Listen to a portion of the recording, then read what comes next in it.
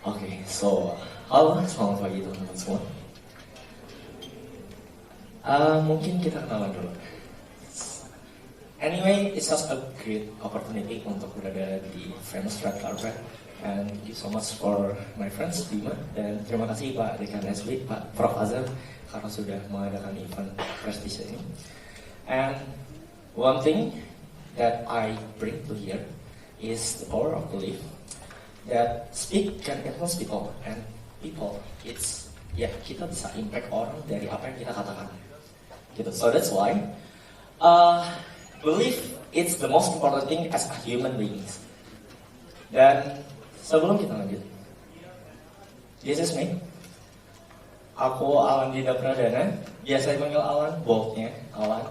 Basically I'm a young development content creator, and kalau di IPB, mungkin teman-teman tahu Share ITB University, I'm creating that one with all of my friends, yang memang fokusnya more like ke business and consulting. And beberapa work experience di sini yang sebenarnya kalau misalnya aku bisa dibilang, aku ini siapa atau apa, I would like introduce myself as, I'm an observer. Aku adalah seorang observator karena aku suka mengobservasi apapun di dunia ini, terutama yang terkait dengan human beings, terutama yang terkait dengan psychology, terutama yang terkait dengan social phenomenon. Why? That's why I bring it to here. It's social phenomenon. Oke. Dan long story, kenapa aku suka mengamati social phenomenon? Atau kenapa aku suka mengamati? Kenapa sih manusia berinteraksi antara satu dengan yang lainnya? Mungkin di sini pasti punya teman lah ya, teman-teman semua pasti punya teman. Kenapa teman-teman bisa percaya ke temannya? Kenapa manusia itu bisa percaya ke orang tuanya? Kenapa bisa percaya? Konsep kepercayaan ini yang selalu aku pertanyakan. Kayak, why I should trust people? Dan latar belakangnya sebenarnya karena it's my personal story. It's quite sad sebenarnya. Cuma long story short, aku adalah seorang anak yang tinggal bersama ibunya saja. Kalau misalnya bisa dibilang, aku adalah seorang anak yang memang dari keluarganya memang gak seharmonis gitu. Cuma, it makes myself as a person that, it's hard to trust people. Karena orang tuaku, kebetulan aku tumbuh besar bersama ibu aku. Aku memanggilnya Mami. Beliau udah wafat kebetulan dari tahun 2018, dan beliau itu lucunya adalah beliau tuh temperamental, sangat energetik gitu ya, dan sangat mudah percaya orang. That's why beliau mudah ditipu, MLM gitu ya. Beliau mudah ditipu, and all of that story it's make me as a person that it's hard to trust people until beberapa bulan lalu, until I found someone yang memang she's a genuine, great and honest people, honest human beings yang kayak she's honest dan aku bisa percaya dia. It's all story short. Cuma dari situ aku mengamati bagaimana konsep kepercayaan itu bekerja. Dan ini fotoku, nggak kelihatan ya? Ini fotoku pas kecil. Ini anak polos yang tidak tahu apa-apa, tumbuh kecil bersama ibunya gitu ya. Dan if you talk about belief system, if you talk about trust, bagaimana kita bisa mendefinisikan tentang kepercayaan itu sendiri?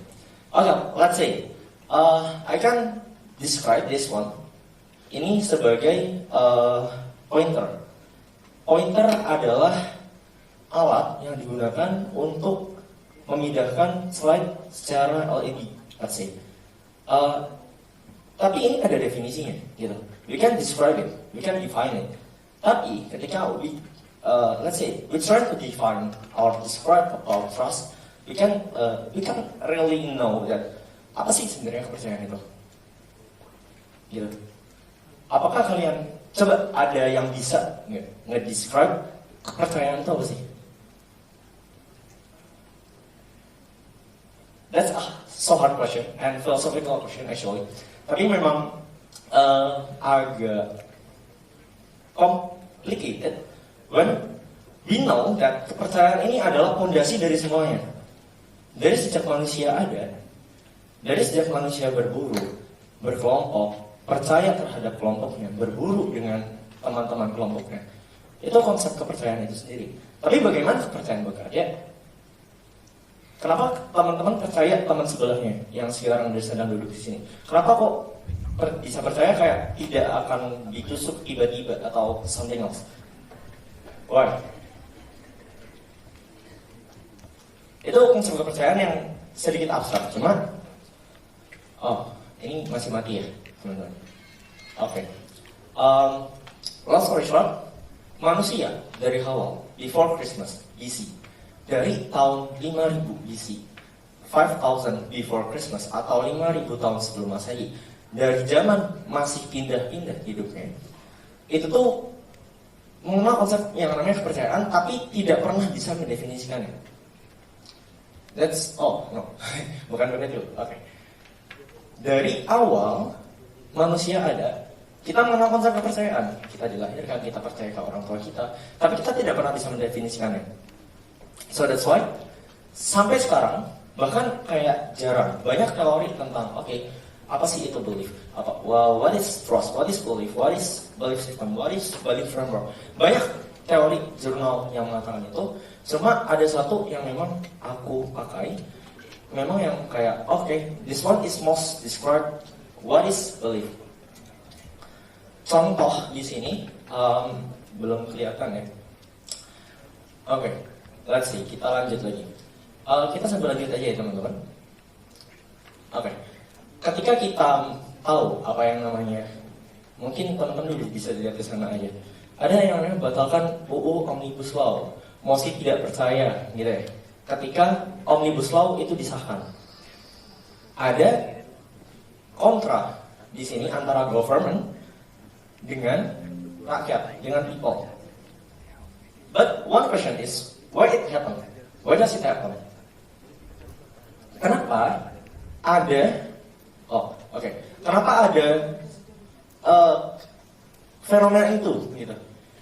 Kenapa orang itu bahkan bisa sampai bentrok? Kalau misalnya kita lihat sejarah 98, reformasi 98, Pak Harto ataupun tragedi ini, Omnibus Law, itu selalu ada perbedaan pendapat, perbedaan kepercayaan.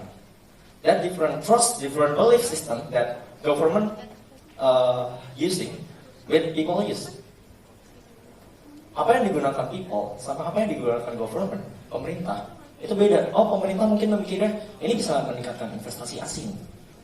Kita bisa menyerap uang-uang luar negeri ke Indonesia dan menumbuhkan ekonomi Indonesia.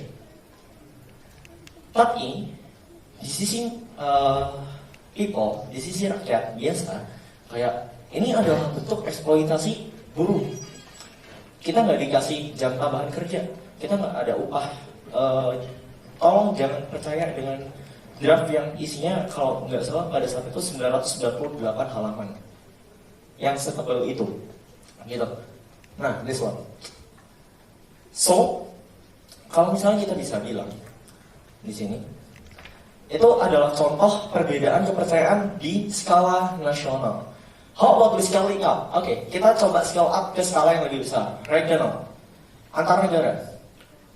Let's say, di sini pernah dengar kasus Malaysia dan Indonesia memperebutkan 2 pulau. Ada 2 pulau di sini. Kalau kelihatan sebenarnya aku sudah tunjukkan pulaunya dan ada studi kasus yang resolusinya akhirnya pulau itu diambil alih oleh Malaysia, 2 pulau, begitu.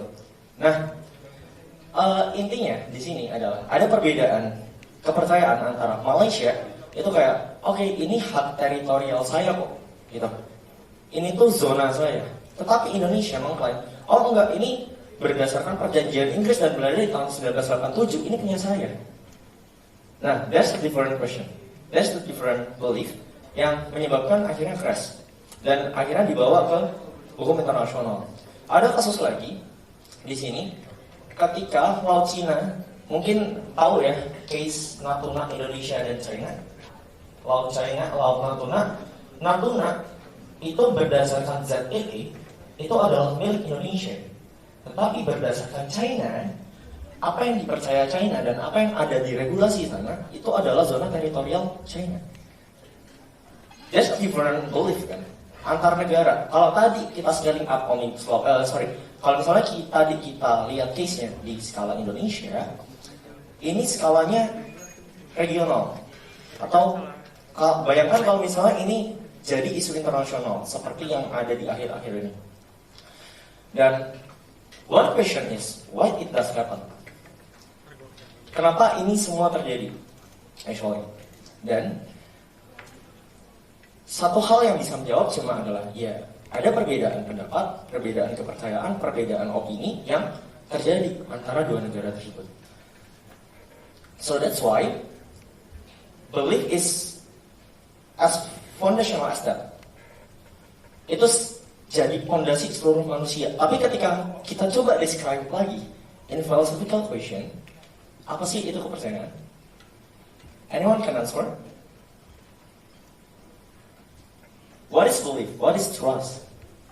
Gak ada. But, okay. Ini yang tadi aku mau tunjukkan ke teman-teman. This one. Sorry. Nah, this one belum nampil. Oh, sebelum lagi. This one. Ini pulau Sipadan dan Ligitan yang akhirnya diambil Malaysia dan sudah ada resolusinya di sini. Gitu. Atau the next one. This one. Nah, oke. Ini adalah kalau misalnya teman-teman bisa lihat di sini, China's claim territorial water itu yang merah. Based on UNCLOS 2000 nautical miles ZEE Indonesia itu yang biru nih. Yang diperbutkan disputed island itu yang hijau-hijau. Dan ini perbedaan bukan regulasi bahkan perbedaan kepercayaan antara China dengan Indonesia. Dan ini yang sering melibatkan yang akhirnya ujung-ujungnya kalau misalnya Belanda pas kita dijajah dulu adalah agresi militer. Yang ini menyebabkan se-urgent itu isu ini. Gitu. And if we talk about why it does happen, ya itu tadi karena perbedaan kepercayaan. Dan satu framework yang akhirnya aku ini bisa menjelaskan itu adalah Islam. Oke, go. I call it belief framework. Aku mendapatkannya ini dari sebuah buku. Intinya, ketika kita membicarakan tentang konsep kepercayaan, itu harus memenuhi 3 unsur ini. The first one is the dream, opportunity, and the messenger. And mostly of sales marketing things is talk about this framework. Let's say, opportunity yang dibawa oleh sebuah produk, misal ini. Gitu ya. Opportunity-nya adalah jangan opportunity dulu, dream dia. Dream-nya adalah bisa presentasi tanpa harus bolak-balik ke sana ngeklik. Untuk next slide aja. Gitu. Cukup bisa pakai ini aja. Opportunity yang dibawa apa? Ya, barang ini. This matters itu adalah opportunity-nya. Dream-nya itu tadi biar bisa lebih seamless. Dan messenger-nya siapa? Tukang sales ya. Atau let's go up to the most important things. Agama Islam. Negara mayoritas agama Islam, yaitu Indonesia, negara kita. Dreamnya apa? Dreamnya masuk surga, hidup bahagia. See? And opportunity yang dibawa adalah agamanya itu sendiri. Dan messengernya siapa? Messengernya adalah Nabi. Dan ini berlaku di semua agama, di semua konsep kepercayaan. In case tadi di case China dan Indonesia, atau let's say Malaysia dan Indonesia, ketika perebutan Pulau Sipadan dan Ligitan, ada messenger yang berbeda di sana, opportunity yang berbeda di sana, dan dreams yang berbeda di sana ketika penyampaian kepercayaannya. Gitu. Dan kepercayaan ini setidaknya memenuhi 3 unsur ini. Ini aku dapatkan dari sebuah buku. Dan sebenarnya, if we talk about belief theory, banyak banget teori-teori yang menjelaskan tentang konsep kepercayaan ini, such as this one, buku Cognitive Science and the Laws of Belief. Ini ngomongin sejarah manusia, bagaimana bisa percaya orang, bisa percaya antar sesama. Tetapi The same things adalah harus ada memenuhi 3 komponen itu. If we talk about trust and belief. Dan satu hal lagi, ada satu story yang menarik di sini. Jangan dulu. Oke. Satu story yang menarik adalah ada seorang manusia, let's say aku lupa, Nick Snitsman namanya, masuk terperangkap ke sebuah river container dingin, freezer, dan dia meninggal karena hipotermia setelah 3 hari berada di sana. Oke, dia meninggal hipotermia. Di hari pertama dia nulis, nulis surat buat keluarganya, gitu ya. Ketika dengan harapan, ketika dia ditemukan ada surat ini. Dan ketika suratnya ada, kayak dia di hari pertama udah cerita, udah kirim wasiat, udah ngerasain jari-jarinya mati rasa, beku. Di hari kedua dia udah mulai pusing-pusing. Di hari ketiga udah nggak nulis surat karena udah meninggal. Penyebabnya apa? Karena hipotermia meninggalnya. Tapi ketika ditemukan, the first fact is freezer itu tidak pernah nyala dari awal. Freezer itu bahkan dari awal, ini cerita yang sangat populer, freezer itu nggak pernah nyala dari awal. Dan ini sangat diperdebatkan oleh science forum and biological forums. Gimana bisa, kok bisa orang mati karena hipotermia, padahal freezernya nggak nyala? That's the one thing. Dan ternyata ya karena si orang ini percaya, hipotesisnya yang ada sekarang adalah karena orangnya sudah meninggal, yang bisa cerita ya. Hipotesisnya yang ada sekarang adalah karena orang itu percaya bahwa dia berada di freezer yang nyala. Dan penyebabnya juga karena hipotermia. Tapi fun fact, ternyata freezernya nggak pernah nyala. That's one thing. Perdebatannya adalah bagaimana bisa orang meninggal karena kedinginan tapi freezernya nggak nyala. Satu yang pro adalah karena manusia suhu itu diatur oleh otak, oleh brainnya. Jadi ketika brainnya percaya bahwa itu freeze, dingin, dia akan kedinginan, suhunya akan menurun.